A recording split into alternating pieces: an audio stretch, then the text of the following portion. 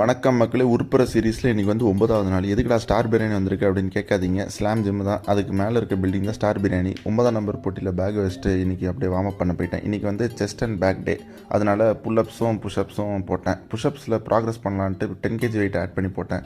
நல்லாவே கவுண்ட் போச்சு. இன்றைக்கி வந்து தமிழ்நாட்டில் முக்கியமான நாள் மக்களே, எலெக்ஷன் ரிசல்ட் டே.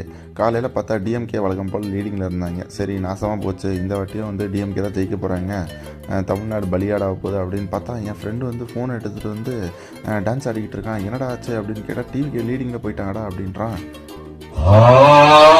சரி, இது ரிசல்ட்டை பார்க்கலாம் அப்படின்னு சொல்லிட்டு பார்த்தா டிவிக்கே லீடிங்கில் இருக்காங்க. அப்புறம் எனக்கு பிடிச்ச பார்பல் ட்ராயிங் இது ஒரு 3 செட்டை போட்டு முடிச்சுட்டு, சரி ஜிம்லேருந்து வெளியே கிளம்புறப்போ ஒரு வாட்டி ரிசல்ட் பார்க்கலாம் அப்படின்னு பார்த்தா ஜிம் டிவியில் ஓடிக்கிட்டு இருந்துச்சு. எல்லா இடத்துலையும் இன்றைக்கி எலெக்ஷன் ரிசல்ட் தான். பார்த்தா டிவிக்கே 90 சீட் வந்துட்டானுங்க.